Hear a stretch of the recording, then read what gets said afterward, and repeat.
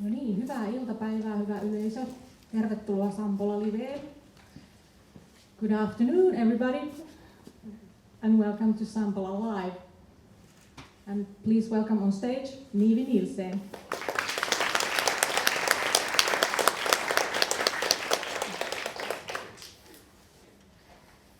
So we're going to talk a while and then we hear some music from you and your band, the Dear Children. Mm-hmm. My name is Hanna Nousiainen. But first of all, welcome to Tampere and to Sampola Library. Thank you. And to Finland. Thank you so much. You and the band, the Dear Children, you tour a lot abroad. Mm-hmm. Have you been to Finland before on tour? Yes, I've been here once before. I've been in Helsinki, but it's, I think, maybe 4 years ago or something, and I don't remember the name of the venue. But it was just for a day, and then we had to go again. This is some festival maybe, or, yeah. Yeah, I think some festival. Yeah. You arrived from Germany, I think, the day before yesterday, and you were touring in Germany. How was the tour? The tour is really good. We were busy playing pretty much every day. We went all over Germany, and so we finished off in Leipzig and flew up here from Villin, and it went good. Besides my jacket getting stolen and my passport, but I managed to get in.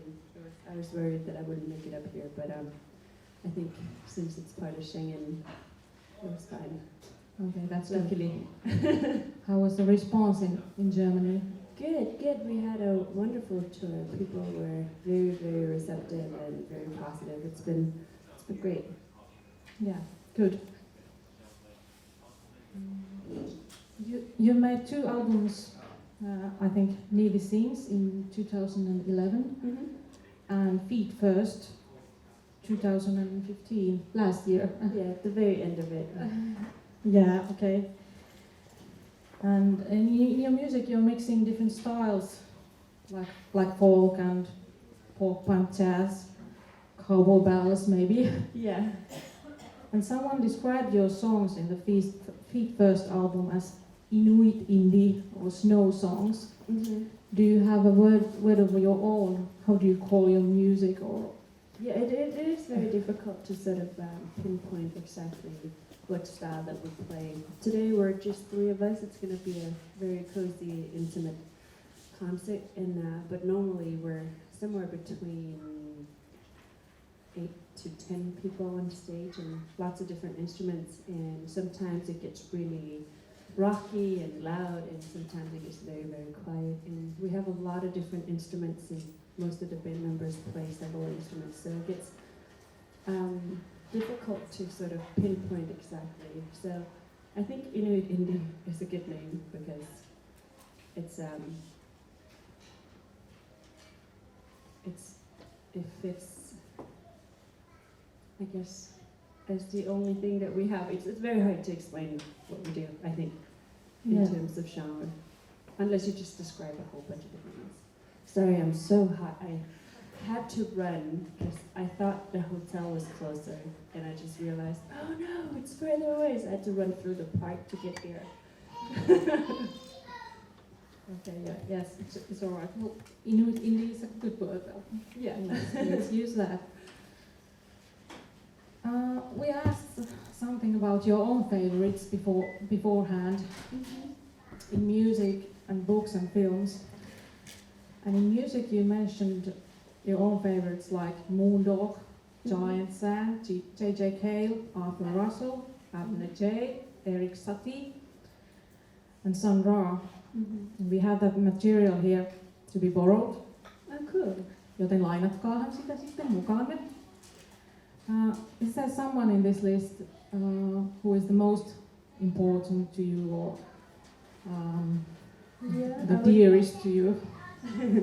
Yeah, I think Hal Gelb from Giant Sand has been one of the reasons that I even began to play music to begin with. And it was because I'm a big fan of his, and I just wrote an email to him, and I just had demos, and he didn't answer for a year. And then when he finally answered, he set me up and said that I should contact John Parrish, who's a producer in England, who also works with PJ Harvey, and he's an incredible producer, I think. And I recorded my first songs in the studio with John Parrish and Hal Gelp. And so he's a huge influence, and he's in both of the albums as well. Yeah, the other music is that I've mentioned is also something that I listen to a lot, but most of those people are good. Yeah, you mentioned also Moondog. Mm-hmm. I love Moondog. I think Why do you love his I music? think he's one of those people who makes music, because he's got a really fantastic story. He was like a crazy person living in the streets of New York and just kind of making street music on pots and pans and making, rhythms outside, and had crazy clothes on, like, metallic hats from tin, or giant outfits and a huge beard, and a very weird person who then said he had symphonic orchestras in his head, and they ended up recording his symphonic orchestra, and it's very, it feels like it's made very organically, it's not necessarily very classically trained, and you can see that he's very clearly influenced by somebody before him, but he managed to mix everything up in his head and spit it out completely on his own, but with a lot of skill, because it's a symphonic orchestra, there's so many layers to all of that, so, he had to, I really admire people who can do that, who can, hear every single little instrument all together in your head. I can only hear one thing at a time, or two. And some of us maybe don't hear anything in music. What about any female artists? Oh, Have you got any favorites? I have plenty of favorites. I mentioned PJ Harvey. She's incredible. I really liked, I think in the very beginning of me starting to write songs, I listened a lot to Cat Power, and I think Emiliana Torini, I saw her recently at a festival in Belgium. Was it Holland? Yeah, in Holland. And it was really incredible. She's, I think, half Icelandic, half Italian singer who's really fantastic. Sounds fun. Do you listen to much Greenlandic music or traditional Greenlandic music? Yes, I do listen to Greenlandic music. We don't have that many recordings of traditional, and traditional music, I think, is not something that you listen to in Greenland. You don't listen to that on a CD necessarily. You kind of have to see it, because it's a drum dance, and so it's a performance and a song at the same time. So it's the kind of stuff that you want to see in live. And then in terms of music, I listen to Sumi, is a never tiring band that's been around since the 70s and has been a huge, huge influence to most musicians from Greenland. And another person from Greenland I listen to a lot is Ole Christiansen, who one of his songs I've covered in my album as well, in the most recent one. Okay, that's interesting. You're also a multi-talented person. You've acted on a Hollywood film, and you studied filmmaking, but now you're a musician. Yeah. How did that happen? It all kind of, the whole thing, all the different things started kind of at the same time. I was, to begin with, I studied political science at Carleton University in Ottawa, and it was really difficult to go through. It was, for me, not the right choice. It was pretty dry, and I really couldn't. But I'm very stubborn, so if I start something, I finish it. So I did it through 3 years and finished it. But because it was so dry, I needed something else, some kind of other input, and I started writing songs all of a sudden, I was auditioning for this movie because I needed something different and fun to do. So yeah, it kind of all started like that. Yeah, how do you make songs? Do you It's like lyrics first or something like that? Yeah, it's a little bit different. Usually I just wait for them to come. I can't, every time I sit down and I go, now I'm gonna write a song, it doesn't really work. I don't end up liking the songs. They have to sort of come by themselves. Sometimes I kind of feel like an atmosphere of some sort, and I know I have to go look for a guitar. Or something comes and I have to try to remember it, or record it as quickly as possible. So I'll sit down by a guitar when I feel like, oh, I think something's coming, and I'll just catch it real quick. And sometimes it comes in really random, weird places. I remember I lived in London and I was studying visual anthropology, and I only had a very crappy old phone because I couldn't afford anything, and it couldn't record. So I remember when a song was coming and I had some lyric and a melody, I would just repeat it and repeat it and repeat it in my head the whole way until I got home and I could turn on my computer. And if I met people that knew me and they wanted to go say hi, I'd be like, keep going, because I had a song in my head that I had, because I knew it was going to disappear. They're very, very easy to lose. And I've lost so many songs, so I'm like very careful not to lose it. And I promise myself, if a song comes when I'm really tired and I'm already in bed and I just want to sleep, I promise myself to always get up no matter how tired I am, because there was like sometimes it jumps. That may be very wise to do, wise thing to do. You travel around the world much, and you have cooperated with this. You have these international connections. Is that usual in Greenland to work like that within the music field, or I think you have to go abroad to perform maybe? It's quite unusual. Most Greenlandic bands generally stay in Greenland, and a lot of the bands sing in Greenlandic. It's most popular in Greenland to have Greenlandic songs. But now younger generations are starting to also write songs in English and trying to reach out abroad. But it's very difficult to get out because it's very, very expensive to fly in and out of Greenland. And but luckily we do have support from the government when we do apply. But you've got to then learn how to make applications, which is kind of a lot of work. But when you want it enough, you'll get it.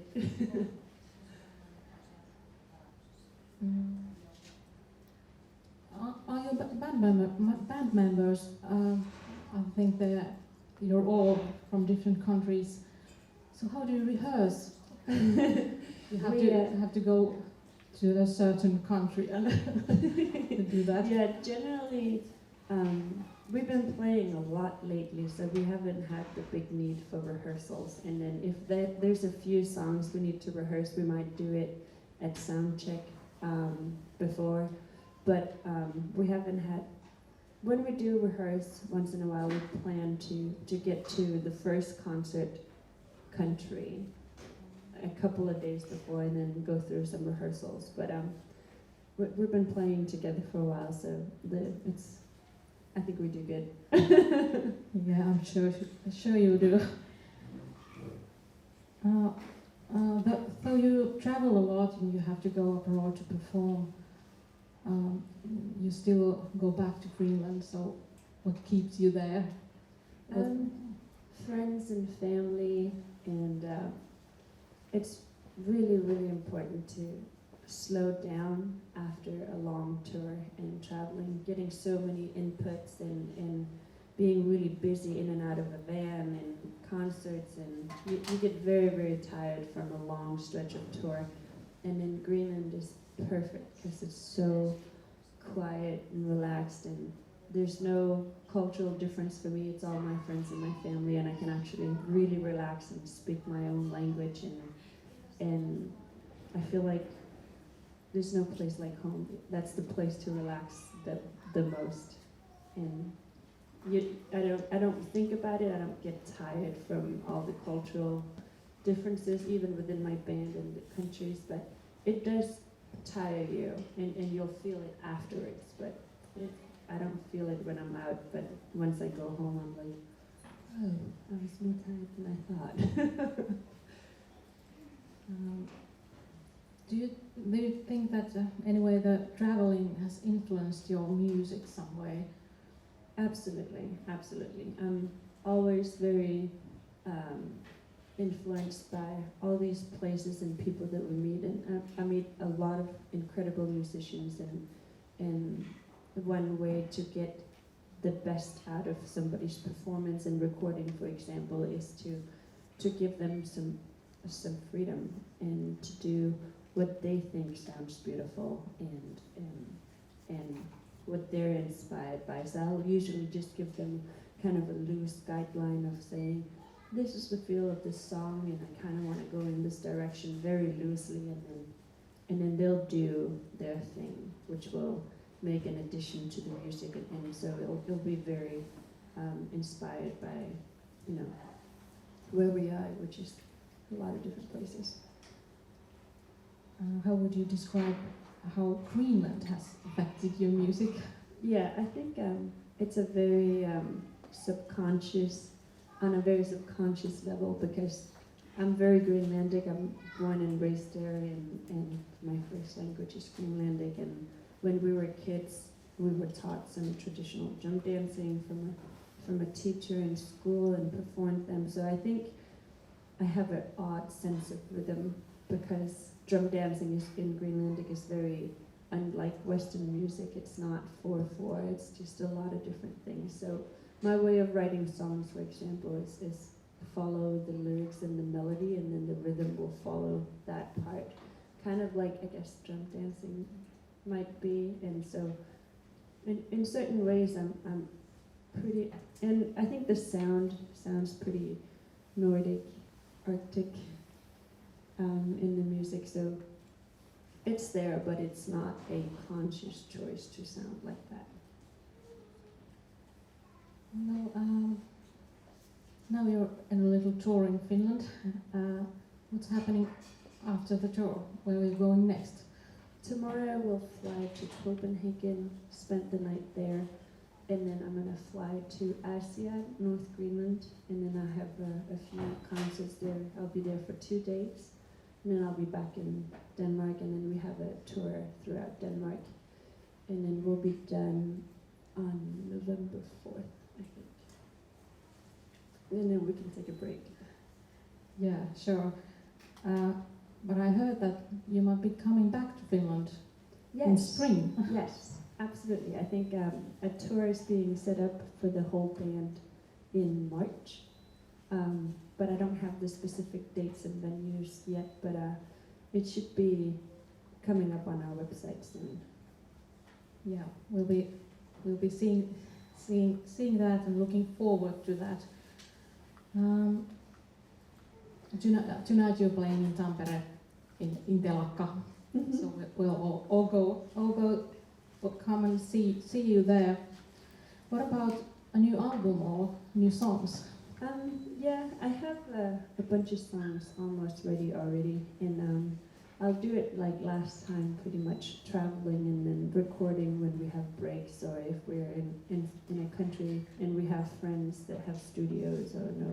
If a new song comes up, in general, I like to record it as quickly as possible. There's something about when a song is really fresh and you haven't repeated it yet, there's something much more immediate about it, and what's amazing about recording studios is you can really hear, and people can hear very tiny little nuances.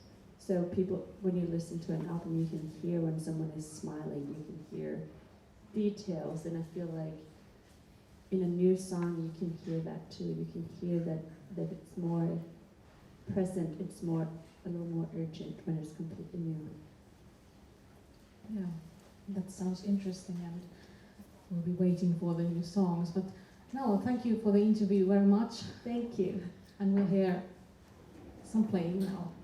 And that's Nive and the Dear Children. Please come on stage. Thank you.